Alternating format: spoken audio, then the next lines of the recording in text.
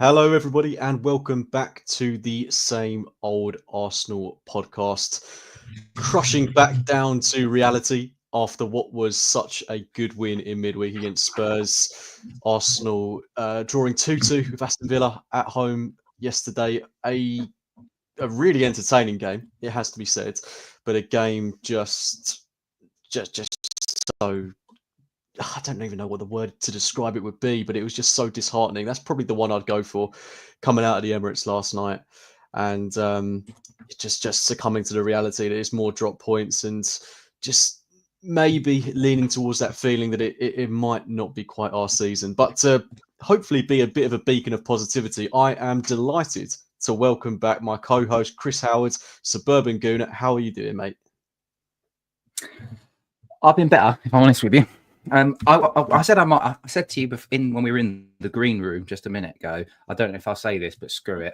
I'm just a bit done with this cursed season. I've seen James Benj call it the Murphy's Law season. For those of you who don't know Murphy's Law, it basically everything that could possibly go wrong goes wrong. And when I saw the team news, we'll get into it in a second. When I saw the team news of William Saliba out, I just chuckled and I went, "This is that season. This is the cursed season. Nothing is going right." And it's another reason why I'm just a bit it's not all over. I've not given up all hope for this season because if it was March and we were out of all competitions and we are trailing Liverpool by 12 points, then yeah, I probably would be. But I'm a little bit I'm getting close to the point where I'm what about you? Yeah, I share that exact same sentiment. I mean, like we were saying just before we came on, I don't want to be too down in the dumps because you can't be when there's still a chance. And we know how quickly football can change, right? In a couple of months' time, we could be level on points with Liverpool. We could even be above them. I don't think that's going to be the case, by the way. But if we're trying to be ultra positive, things like that can happen in football. But like you, given the way things are going, and everything is going against us, whether it's officiating, whether it's player suspensions, whether it's injuries, just every single thing that could have gone wrong is going wrong for us. And that's just feeding into that feeling that I've got that this just isn't going to be our season. And that's just totally out of our control. You can't blame that on Arteta. You can't blame it on the players because we're flogging the same 11 basically week after week after week at the minute. What on earth happens if we get an injury to Kai Havertz? If Martinelli and Trossard get injuries? We're looking at playing Raheem Sterling, who was quite frankly appalling when he came on yesterday. So we're not in a great position squad-wise. And then when you factor in all the officiating decisions that have gone against us and all just the frankly nonsense that has happened this season, and then you also factor in Liverpool getting last-minute winners at Brentford, it feels much more like it's their season than it is ours. And look, we could do something in the transfer market, and we'll get onto that later. But for the here and now, it's a bitterly disappointing result, and yeah, it just leaves you feeling a little bit ugh. But Chris, let's talk about the game itself because that's what we're here to do. Start of the game, team lineup: Thomas Partey at right back, no William Saliba, Yuri Timber moved into midfield, Mikel Merino comes back into the side. What were your feelings about that initial starting 11 when you first saw it? Okay, so this isn't revisionism. After revisionism, that's me screwing up my words within 5 minutes of the pod. This isn't revisionism from me, but I was talking with somebody as I was on the tube in at lunchtime yesterday, saying if Saliba is out, if the rumours that are true that Saliba is out, do not put Thomas Partey at right back. It doesn't work. I'm not being caps in hindsight here. You can go back over my Blue Sky messages if you want to. I just don't think it works. But he's not a bad player, and when he's played there, I don't think he's been terrible previously. I mean, he was poor yesterday, and he's the reason why we lost that game, if you ask me. Because if he's picking up Ollie Watkins, then he probably just touches that ball away, and Watkins doesn't get in behind. So I do think that Partey at right back is the reason that we've had 3 points taken off us. But what I seem to recall about 3 seasons ago, Arteta's reluctance to move Ben White into centre-back and playing holding there instead. I'm sure I saw an interview where he said, I don't want to move him out of position because then I've got to fill 2 different positions as opposed to 1. But he's literally doing that by taking Partey out of central midfield, where he's been good for us this season, shifting him to right back, moving Timber in field. So yesterday, we could have, with Saliba missing, we could have put Kivior in and kept the same structure and team that has been functioning all right and that beat Tottenham.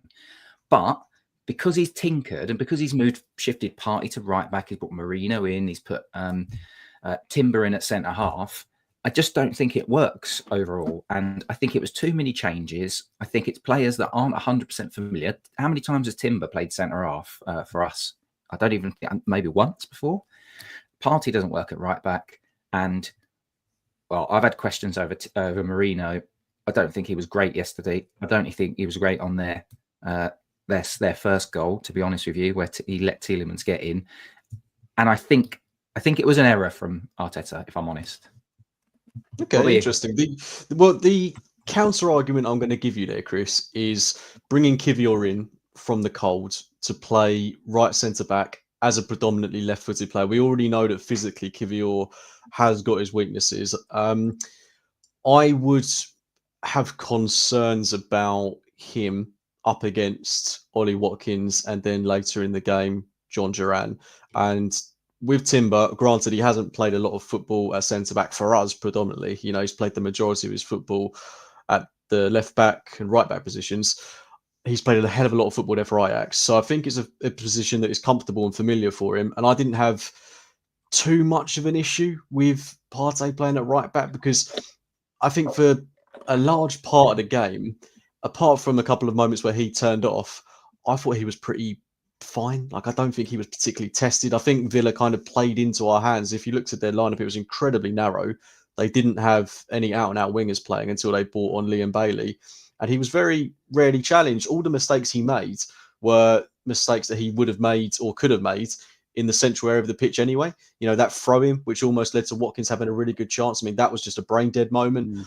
The goal they scored, the second one, I mean, he completely fell apart on that one, and we'll talk about that in a bit more detail. But the errors he made, I don't think they're down to him being a right back. I just think they're Thomas Partey errors, which we're starting to see creep into his game more and more. Maybe it's to do with him playing such a unusual amount of football for Thomas Partey, but I'm starting to see so many errors in his game like this. He could play brilliantly, but he could do something stupid like pass it straight to an opposition attacker. And it's a real shame because that, other than that, I thought he was good yesterday. So that would be my only.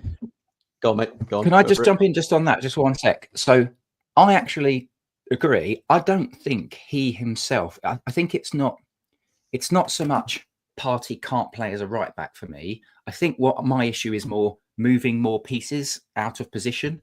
Like, if you're going to move one piece out of position, that's one thing. The team structure is still in place. But by moving three pieces out of it, it's like 30% of your team is being reshuffled. And that, I think, is my issue. Because if you think about it, and few people have said it in the chat, like John G has just said it, like, Timber was all right at centre-half. I've got no issue with it.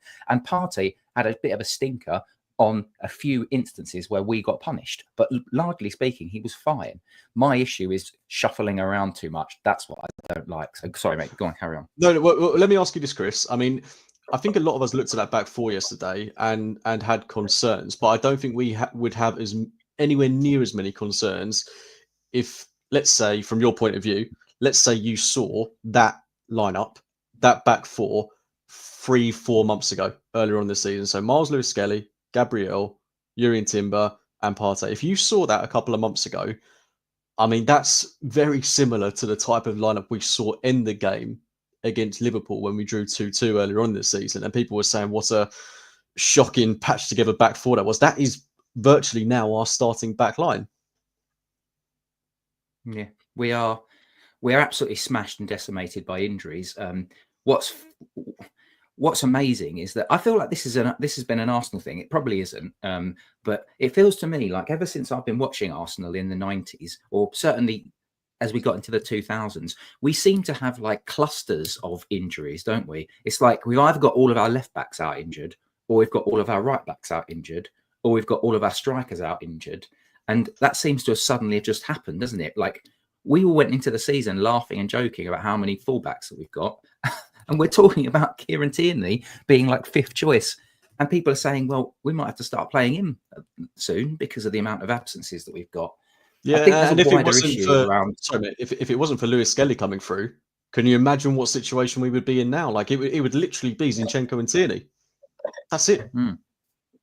Yeah, it's it's depressing, but at the same time, Miles Lewis-Skelly had an absolutely brilliant game. So, and I think that'll be one of the real highlights that we'll probably end up pulling on at the end of the season.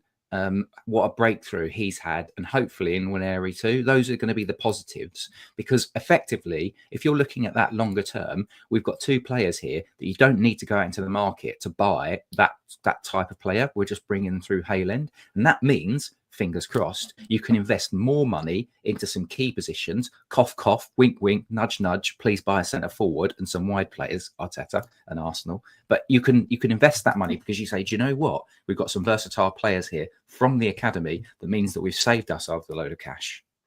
You mentioned Wanyeri there. He's been a big miss as well. And we'll go on to talk about, our problems in attack later. But you just think yesterday, if he was fit, we could have potentially not just seen yesterday, but maybe in the North London derby as well, Lewis Skelly and Wanyeri starting for Arsenal. That'd be amazing. But I'll park that for a little bit later in the show. Chris, let's talk about the start of the game, because I thought we played really well in that first half. We got the goal through Gabriel Martinelli, which I think we thoroughly deserved.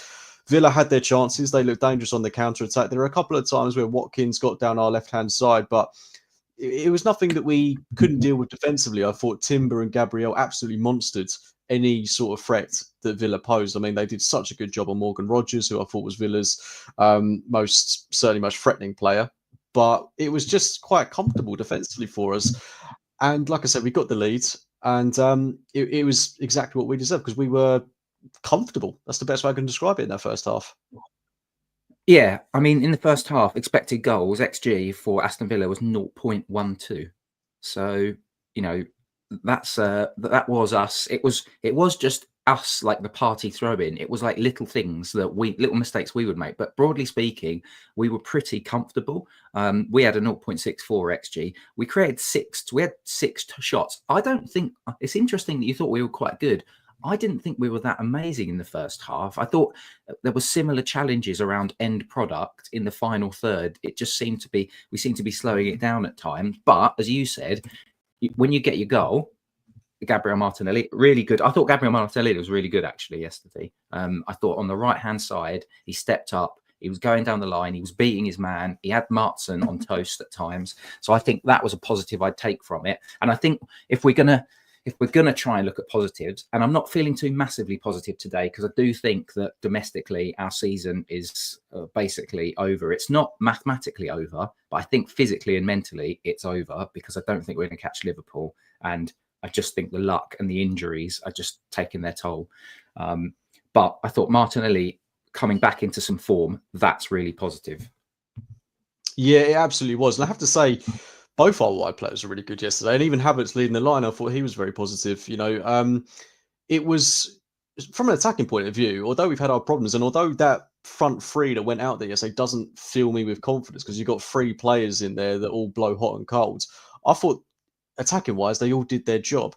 The one player I actually am going to pinpoint whilst we're talking about the attack is Martin Odegaard, because I thought, even in the first half where I thought we played well, he was pretty anonymous. And I hate to say that, because I know he's, come back from an injury. With Wanyeri being out, he is playing every minute of every game. And ideally you would want him to have a bit more respite. But I feel like he's not quite delivering what this Arsenal team needs at the minute. What do you think, Chris? I absolutely agree with you. I was just looking at the SofaScore stats. Now, you always have to take those with a pinch of salt. But what's quite funny is that Thomas Partey got a 7.1 on the SofaScore, which is a good rating.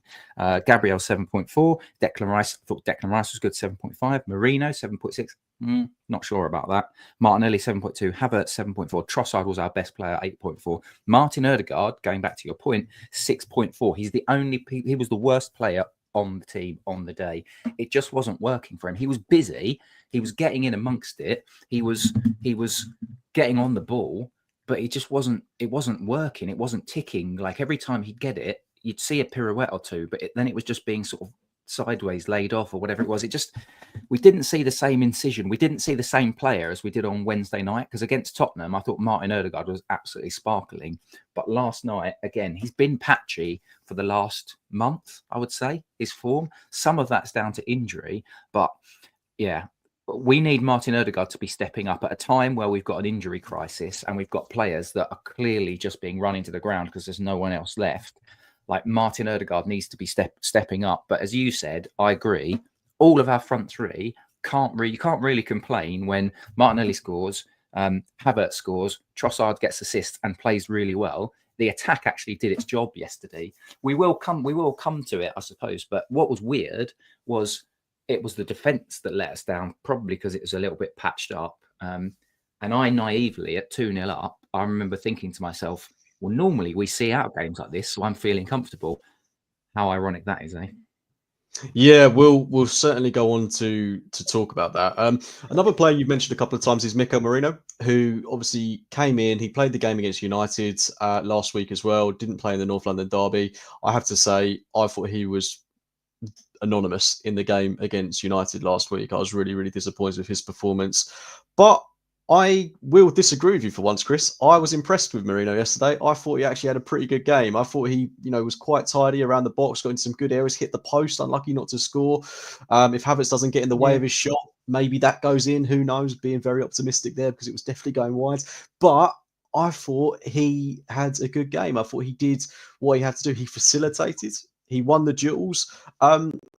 It was a solid 7 out of 10 for me. It wasn't anything spectacular, but he did his job well. And for me, Marino's the sort of guy that is a stopgap solution, but he needs to keep the level consistent, and he ticks that box for me yesterday. So I just want to press you a little bit on what it was you thought wasn't great about him.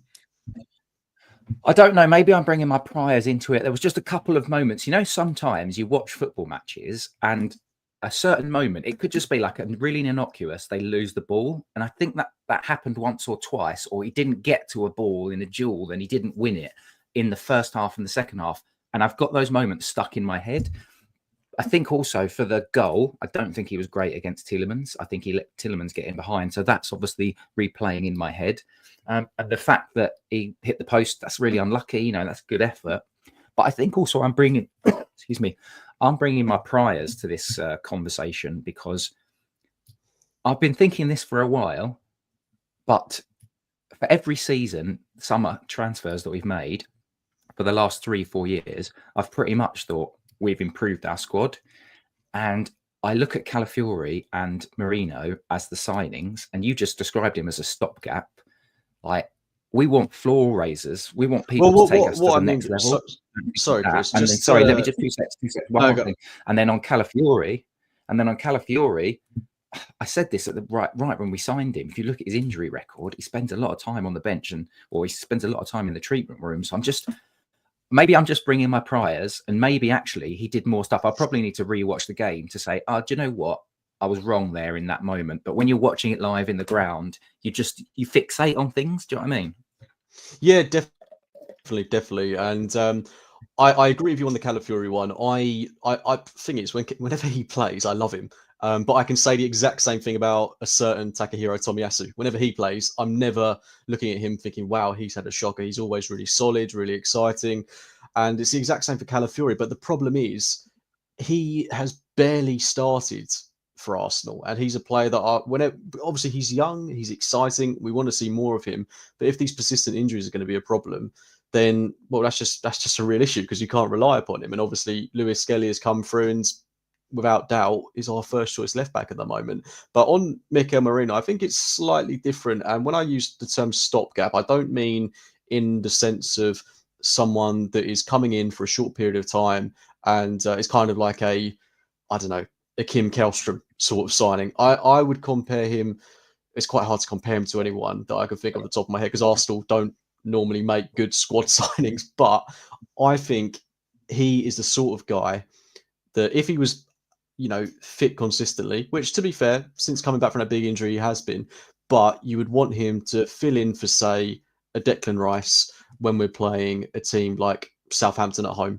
And he could come in, be that guy, give someone a rest and the level doesn't particularly drop. That's how I view Mikel Merino. I don't view him as a starter. I don't view him as the left 8 permanently. I think that's why we're looking at Martin Zubimendi in the summer, because we could have Zubimendi, Declan Rice and Ødegaard as your midfield 3. Job done. You want to rest Declan Rice? No problem. Let's bring in Mikel Merino. That's how I view him. And I think as a squad player, he fits that bill perfectly. But obviously, because of things that have gone against us this season, people are looking at him through a magnifying glass. And granted, he has had some very poor performances. United, dreadful. But yesterday, I don't think that's one to nitpick at, because I thought he was one of our better players. Like, if you look at our midfield 3, Declan Rice is the standout. Then it's Mikel Merino, and then it's Ødegaard, who was really poor, and he's our captain. But let's move on from that and start to look at the second half, because similarly to the first half, I thought we started very, very well. And I was surprised at that, given how much football we've played and how much energy this Arsenal team is putting into every single minute of every single game at the minute. Villa made a substitution. Luca Digne came on for Martson, which I think limited Martinelli that bit more. I certainly think Digne held him up a little bit better. And obviously he played a pivotal part in Villa's first goal. But it was us that scored, Chris. And I couldn't have been happier for, number one, Trossard, getting 2 assists on the day, capping off a great performance. And then Havertz with a brilliant finish to put it past Martinez. 2-0, and you're thinking, well, exactly what you said earlier. You know, we don't lose from this position.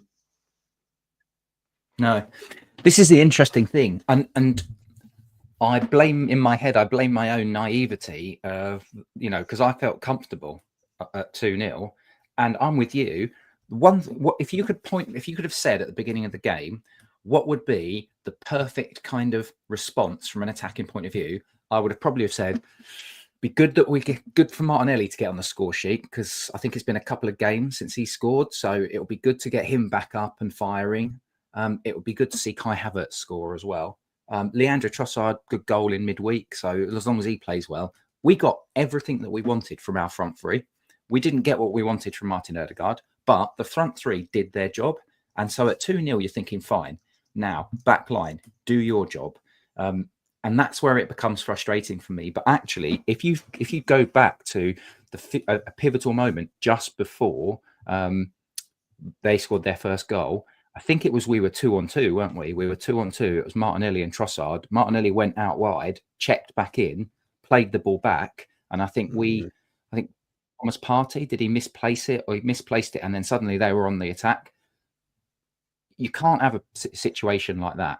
That's not Arteta's Arsenal.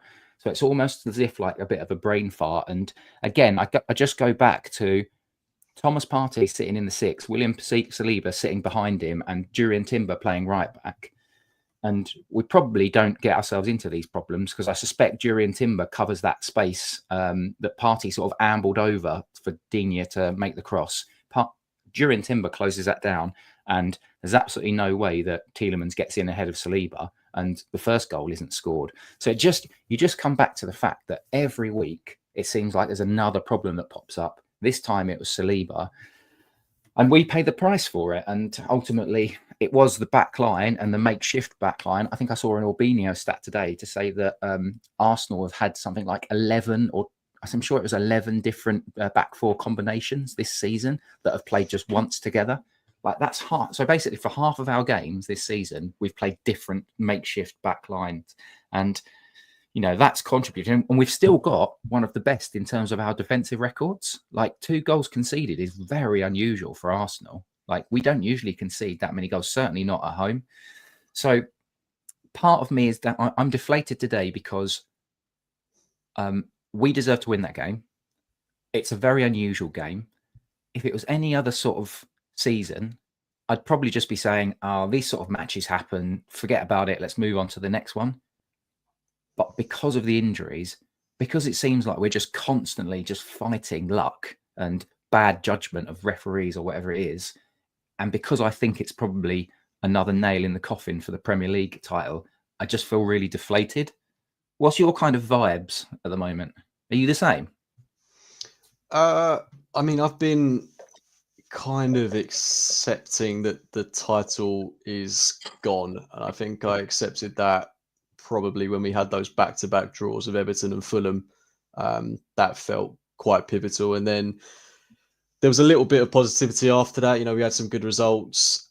Then the Bukayo Saka injury compounds it. I think if he was fit and we were looking into the market, then I would feel a lot more confident, despite, you know, even if we drew, you know, yesterday, which we did, but if we had Bukayo Saka and, you know, signing on the horizon, then I would feel a bit better about the prospect of catching Liverpool. I'd be saying it's more realistic, but I think for me, it's just because all these things have gone against us. We've got no Bukayo Saka. You know, it doesn't look like he's going to be back until about April time. We've not even got Gabriel Jesus, who was just showing a bit of form. I wonder what the hell happens if Kai Havertz gets injured. You know, our only other attacking option is Raheem Sterling. Wanyeri's even injured. He was a guy that was looking really good on that right hand side. I mean, I don't think the title is achievable, if I'm being brutally honest, unless we go into the market, sign someone that is going to really raise the roof and Liverpool drop points.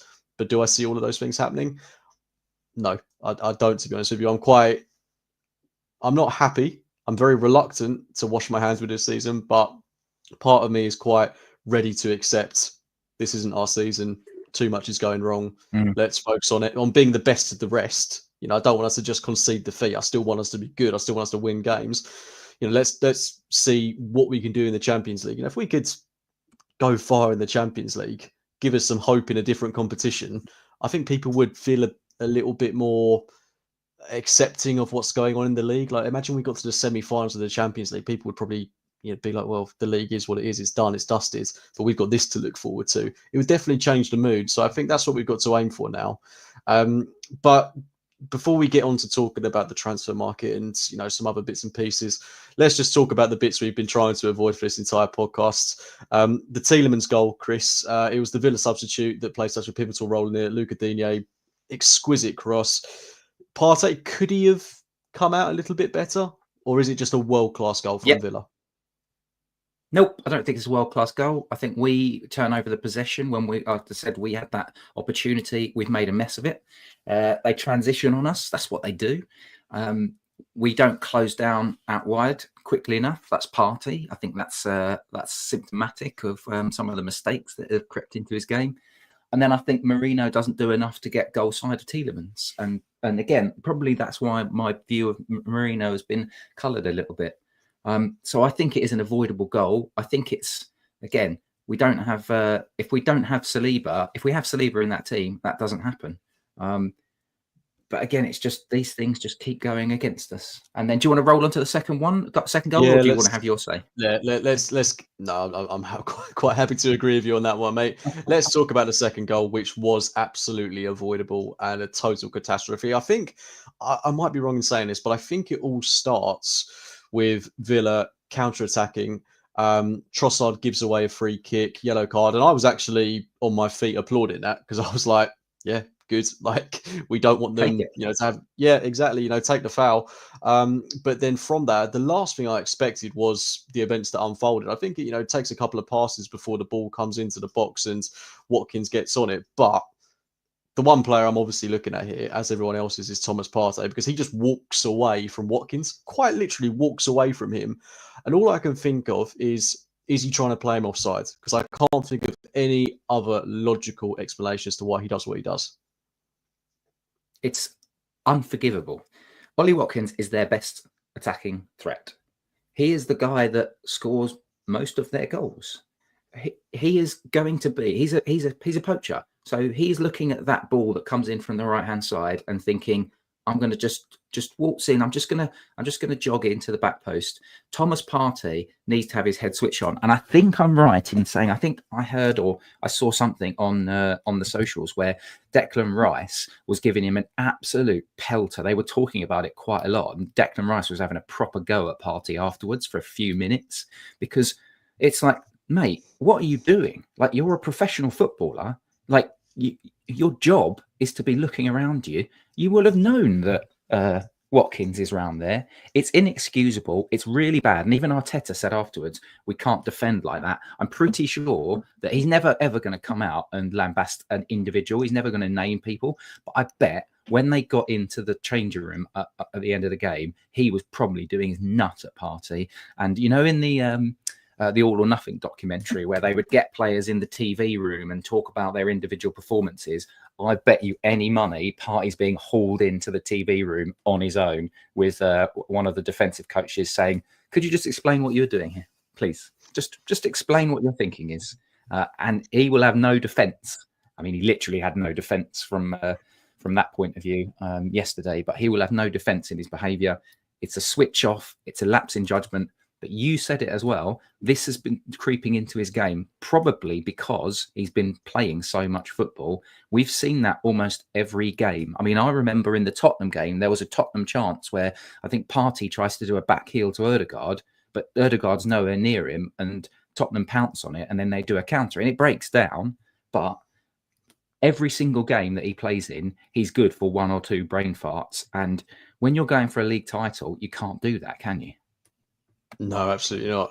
Before we wrap up on talking about the game itself, breaking announcement. I'm not sure if you've seen the Spurs score, Chris, but they are currently losing 3-0 to Everton, which is always good to bring a bit of a smile to your face on a fairly miserable Sunday afternoon.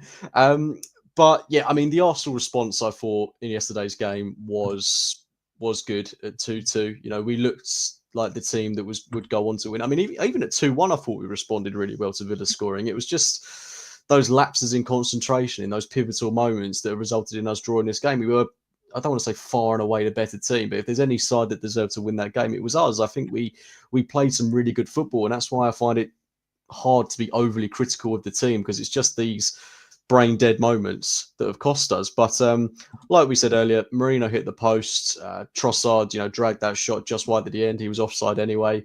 But of course, the big one everyone's talking about is the Kai Havertz goal that was disallowed. And I think, I'm not disputing it's handball. For me, it's a handball. But what I think it sums up is just how our luck is going. If that ball into him is a couple of inches lower, it goes in the back of the net and it's a goal. Yeah, I was being a bit adamant last night on the way back that it was a goal. But the more I've watched it, the more I've reflected on it, and the more you then see it, it's like, it's clearly a handball. You want that to be given. I think my issue is more, and this is real partisan, blinkers on Arsenal fans, so I apologise, but who cares? My issue is more, if that happens at Anfield, does that get given? I don't think so. I think if that happens at Anfield, that they find a way to allow that goal to stand. I also feel frustrated because I'm pretty sure that Lewis Dunk had a similar sort of handball situation at the game at the Emirates, but they don't even look at it. VAR doesn't even look at it. Perhaps it's more that didn't lead to an actual goal, and then they didn't really feel like they needed to. But ball to hand, somebody said this morning to me that there are different rules for defenders or attackers. Maybe if you guys in the chat could tell us, maybe I'm wrong. Maybe I just don't. I'm happy to admit that I've not understood that rule. If that's the case, that ball to hand on defenders is different than ball to hand on attackers. But for me, it's just frustrating and it's just unlucky. If Kai Havertz, it's not like he's got his hands up like that. He's got his hands down there. If it hits his chest instead of his arm and goes in, and we're all cheering, great. But we don't get that luck. That's why I keep calling it the cursed season, because you've got injuries, you've got silly VAR. Not saying this was, but like early in the season, you've got silly red cards which shouldn't have been red cards. And then when we could do with a little bit of luck, even in the Tottenham game, Son gets a deflection to put them 1-0 up. It doesn't feel like we're getting any of that kind of luck. The deflection that we get happens to hit Kai Havertz's hands, and we end up not being able to win the game. The other thing I will say that drives me nuts: did you see Kamara on 90 minutes flick the ball away whilst already on a yellow card? Yeah. The crowd went mental. This is the same referee that sent Declan Rice off for the Brighton game. I've got no choice. You've given me no choice. He's given me no choice. And yet, exactly the same situation. In the moment, there were 3 or 4 Arsenal players that went like that. I think it was Trossard that might have been, I think he was off the pitch. There was somebody in the middle of the park that was about to take the free kick, and the guys flicked the ball away. I've seen somebody say, well, Kavanagh was saying, you've got to bring the ball back. What, bring the ball back a yard, but when what's his name, Veltman, was it Veltman for Brighton?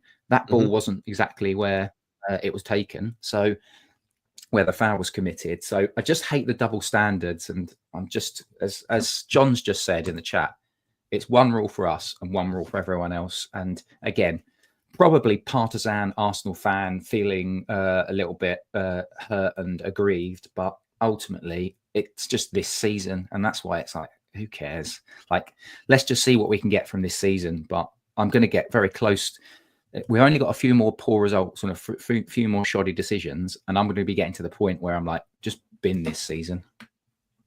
Yeah, it does almost feel like you want to fast forwards to the end of May and be like, well, that was the outcome. You know, could have been worse, could have been better. Let's just box it up and put it in the archives. Let's go again. You know, recruit well in the summer and go into phase 17 of whatever this is. So, on that note, Chris, do we have any wonderful questions from our lovely viewers? Yeah, let's get a couple of questions. So, Mr. Maka has said, when you look at the Villa bench, we are a bit snobbish, elitist on our purchases, especially when you see the bargains of other clubs such as Brighton and Brentford, etc., pick up. I don't know what the question is there. Are we a bit snobbish in our elite purchases? What do you think? I've got some thoughts on this, but what do you think? I mean, is Kai Havertz a bit of a snobby purchase, considering the way he was perceived when he was at Chelsea? I don't think so. I think we're just extremely meticulous in the players we want. I mean, who had really heard of Benjamin Sesko before we were linked with him in the summer? I hadn't. I don't think a lot of other people had either. So I think we are looking at players that, you know, are maybe going a bit under the radar, but whether they're high profile names or they're hidden gems, Arsenal are always going to look for that guy that ticks, you know, 10 boxes out of 10. They're not going to accept someone that is only meeting half of their quota. They need someone that is up to the job on so many different levels. So I think we're just extraordinarily detailed, but I also think this is where it's a little bit detrimental to our situation at the minute, because you're not necessarily going to find that guy in January, and we need to be a little bit more ruthless in the market, I think, and sign someone that, okay, is maybe missing this part of his game now, but can we coach that into him to make him a better player? So that's my view on it. Yeah. So my view is that whenever Arsenal, it's not just Arsenal, when Arsenal, Man United, Liverpool, maybe Chelsea, but certainly Arsenal, Man United, Liverpool, maybe Man City as well, when those clubs come calling, a selling club immediately goes, add 10 million. If they think a player is worth 20 million quid, add 10 million. If those clubs come calling, if they think a player is worth 50 million, maybe it's add 20 million. Maybe it goes up, add 10% every time one of the. So I think that's why we have to be a little bit more rigorous. Brighton can just scour, you know, the South American leagues, pick someone up for about 5 million quid. If we go and scour those South American leagues, it's probably a 15, 20 million signing. Is there more we could probably be doing? Yes. Are we a bit snobby? I'm not sure. I don't think so. But I do think that we get there's a tax. There isn't a big club tax which gets applied to us. Karen Russell says, what do you think the cause of all of these injuries are? I've seen some speculation that because Arteta doesn't rotate as much, that's why we're coming into these injuries.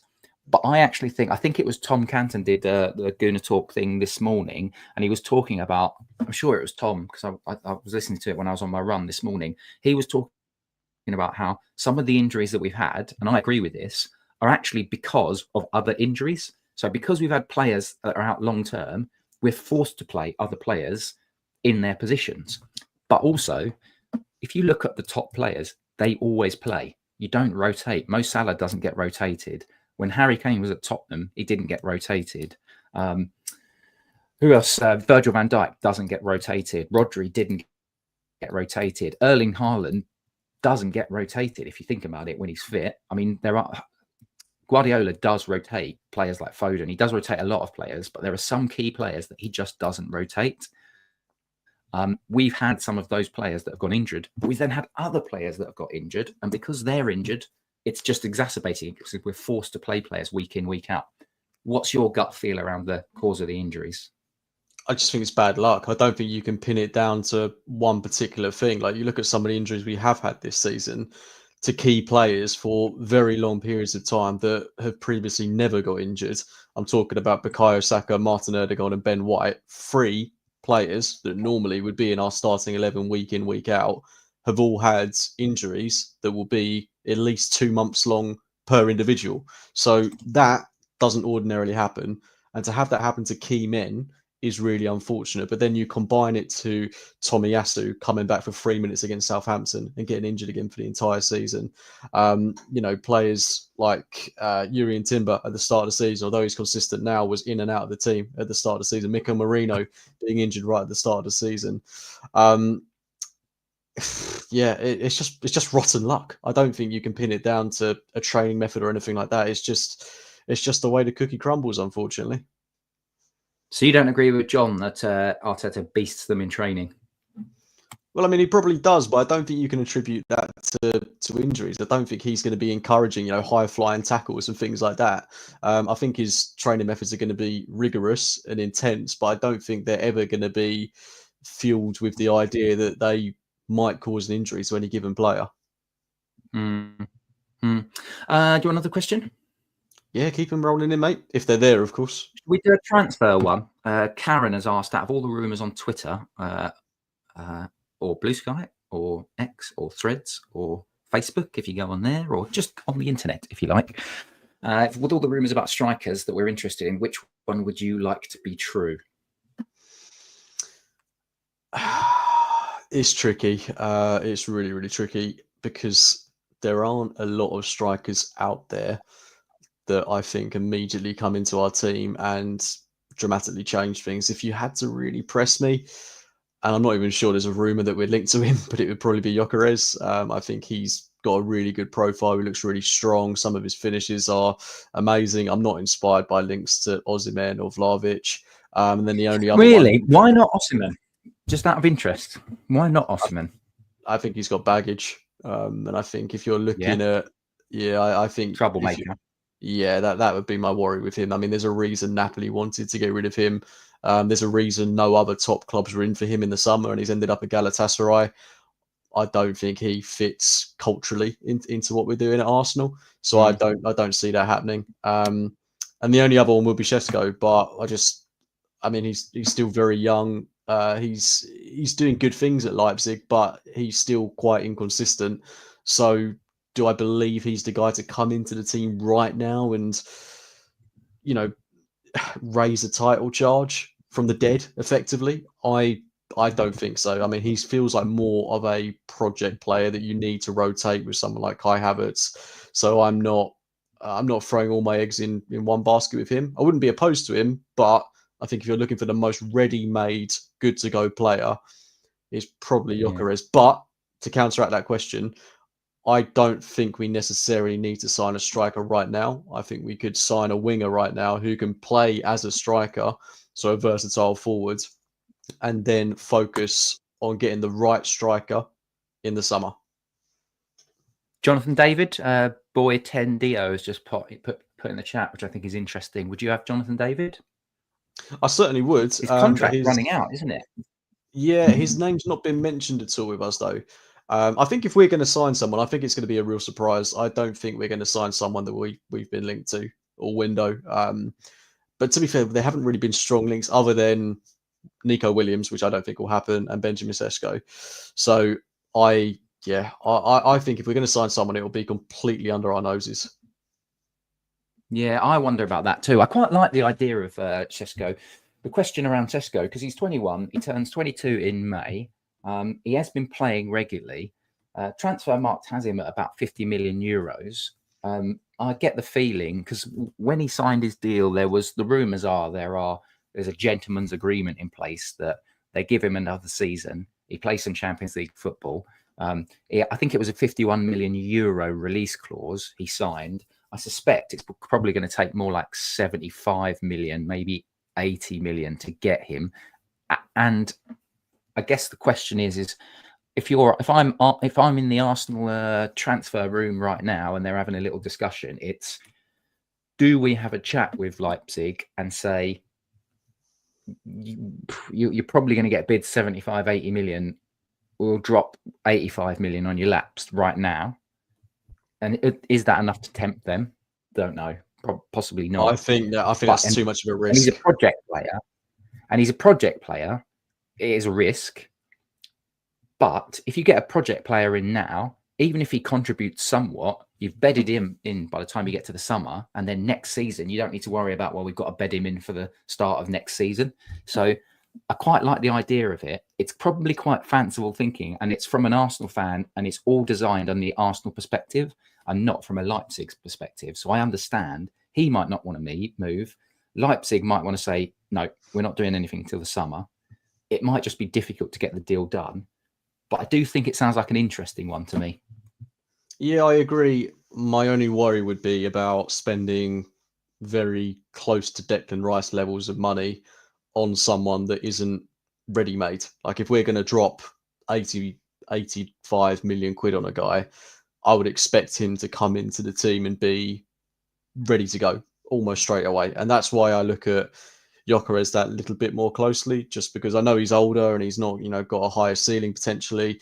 But in terms of a player that I think would come in full of confidence as well, given how the past couple of seasons have gone for him, I think if you're going to spend that kind of money for a sure thing, that's probably close to it. But it's so difficult with strikers. Like you could be signing a player that you think is a sure thing, and they come to you and it just doesn't work out. Look at Fernando Torres at Chelsea. When he went from Liverpool to Chelsea years and years and years ago, everyone thought that is a sure thing. He's going to bag loads and loads of goals. Was rubbish for them. Like at least for the first year, he was terrible for them.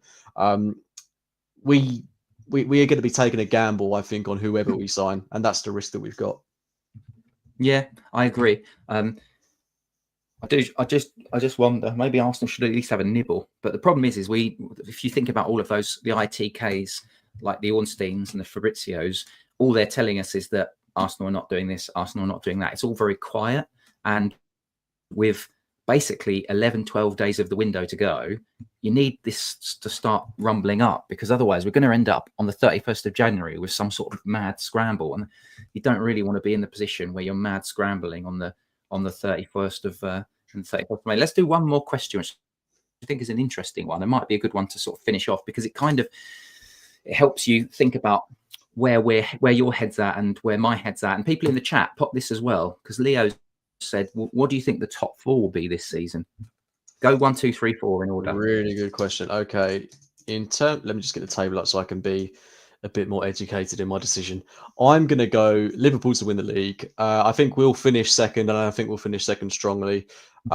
Forest are unbelievable. They're winning 3-0 at the minute. I would love for them to get top four. I think that would be amazing. Is it top 5 this season because of the coefficient? I think it is, yeah. Okay, well, let's say our top 5 then.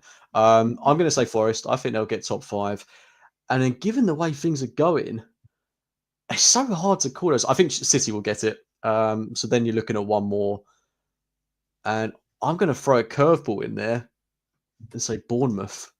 I thought you were going to say that, because I'm looking at that now. So just for those people who may be listening to us and not live, or they may not be watching this, the top 5 at the moment is Liverpool on 50 points, Arsenal on 44 points. Oh, just as an aside, I saw a note today which said that this exact same time last season, Liverpool were on 51 points and we were on 46.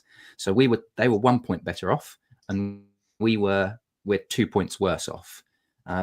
Sorry, they're 1 point worse off this season, and we're 2 points worse off this season.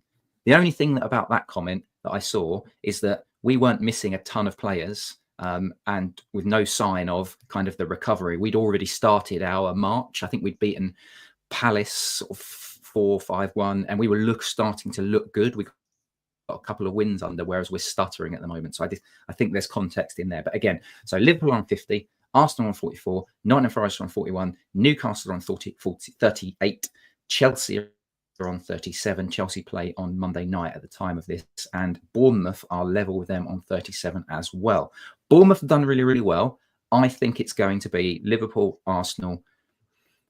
I do think Newcastle are hitting form, and Isak is absolutely monstering it. So I do think Newcastle will get it, and I think City will get it. So that's 4. I do think Chelsea will come good as well. So I think it'll be Liverpool, Arsenal, Newcastle, Liverpool, Arsenal, Newcastle, Chelsea, City. So I think Forest are going to fall away. They've been brilliant, but I just feel like they might fall away. I think they're But playing with interesting question. such consistency now, though. Like now we're more than over the halfway point, and given they've had so few injuries, they've got such a settled squad. I think if they keep their 11 fit, given they've got no real other points of focus aside from domestic competitions in the FA Cup, I don't see why they can't do it. They are playing so well, and I hope they do. I hope they do. I just hope that they don't beat us when we go to play them. That's the one game where I don't want them to do. But rest of that, hope they do it, and obviously also hope they don't finish above us. Let's not go that far. But yeah, Chris, I think we'll leave it there, mate. Great to have you back on. Any closing remarks? It's been a bit cathartic, actually. I don't feel as bad as I thought I would. I am a little bit sad because I do think the title is getting away from us, and I really thought this year could be our year, particularly when City started falling away. But the consistent battering of injuries and poor decisions and just things going against us makes me think that's not going to be the case. But perhaps you have to go through these trials and tribulations before you need to go through the calm. You need to go through the storm before the calm, I guess. So my hope is that we can start picking up some points. We just need to get some bodies back. We need to get some bodies back and see if we can have a good second half of the season. It's not great at the moment. We're not in great shakes. The players are being running to the ground, but hopefully we can see some green shoots in a few weeks' time. Absolutely. And with, there's rumours that Ben White, Tommy Asu even, who remembers him, have returned to training. Surely it won't be too long before Wanyeri's back.